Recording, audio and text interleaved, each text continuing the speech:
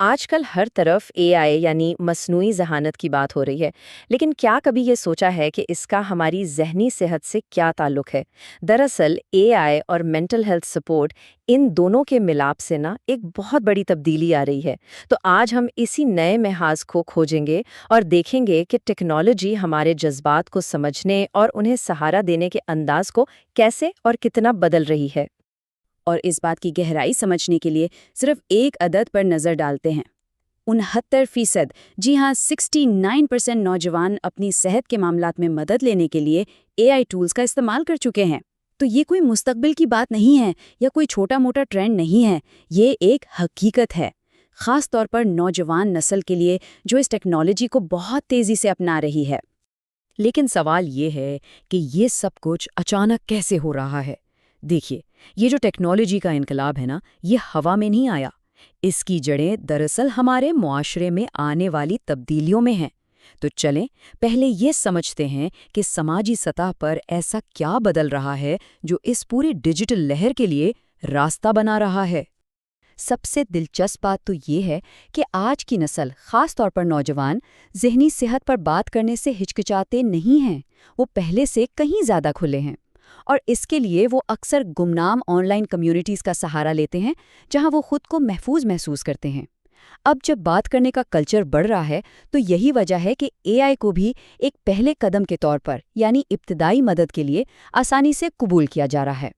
और ये बात समझना बहुत ज़रूरी है। यहाँ कोई ये नहीं कह रहा कि एआई एक इंसानी थेरेपिस्ट की जगह ले लेगा, बिल्कुल नहीं, बल्कि इसे एक पहले कदम के तौर पर देखा जा रहा है। सोचें कि ये एक ऐसा आसान और हर वक्त खुला दरवाज़ा है जहाँ से कोई भी मदद हासिल करने के सफ़र का आगाज़ कर सकता है। अच्छा, तो ये तो हुई समाजी तब्दीली की बात। अब ज़रा अमली तौर पर देखते हैं कि ये डिजिटल पहला कदम काम कैसे करता है। इस हिस्से में हम इन टूल्स और इन माशी मॉडल्स पर बात करेंगे जो इस पूरी तब्दीली के पीछे असल इंजन का काम कर रहे हैं। देखिए, मदद हासिल करने का एक बिल्कुल नया रास्ता बन रहा है। तसव्वुर करें, कोई शख्स फौरी बातचीत के लिए एआई चैटबॉट से शुरू करता है, फिर वही चैटबॉट उसे किसी टेलीमेडिसिन प्लेटफॉर्म से जोड़ देता है, और अगर मज़ीद मदद की ज़रूरत हो तो वहाँ से एक फ्रीलांस या रिमोट थेरेपिस्ट से राब्ता हो जाता है। तो ये अब एक पूरा इकोसिस्टम बन गया है जो किसी को भी पहले सवाल से लेकर प्रोफेशनल मदद तक पहुँचा सकता है। और इस सब के पीछे जो माशी वजह है वो बहुत साफ है। एक तरफ रवायती थेरेपी है जो महंगी है, जिसके लिए अपॉइंटमेंट का इंतज़ार करना पड़ता है और जो हर शहर या हर जगह दस्तयाब नहीं होती। दूसरी तरफ हैं ये डिजिटल हल। ये कम खर्च हैं, जब चाहें दस्तयाब हैं और दुनिया में कहीं भी इन तक रसाई मुमकिन है। जाहिर है, इसने मदद तक पहुंचना पहले से कहीं कहीं ज़्यादा आसान बना दिया है। अच्छा, और ये जो नया इकोसिस्टम है, इसे सिर्फ टेक कंपनियां नहीं चला रही, इसमें कई और लोग भी शामिल हैं। बहुत सी एनजीओज ऐसे मंसूबों को फंड कर रही हैं। साथ ही फ्रीलांस और रिमोट थेरेपिस्ट की तादाद भी बढ़ रही है जो इस नेटवर्क का हिस्सा बन रहे हैं। तो ये सब मिलकर एक ऐसा निज़ाम बना रहे हैं जो ज़्यादा सस्ता और सबकी पहुंच में है। चलें अब ज़रा इस तस्वीर को और बड़ा करते हैं। देखते हैं कि दुनिया भर में जो बड़े बड़े मसाइल चल रहे हैं वो इस टेक्नोलॉजी की शक्लो सूरत पर कैसे असर डाल रहे हैं। और यहाँ एक बहुत ही गहरी बात सामने आती है, माहौलियाती तब्दीली यानी क्लाइमेट चेंज।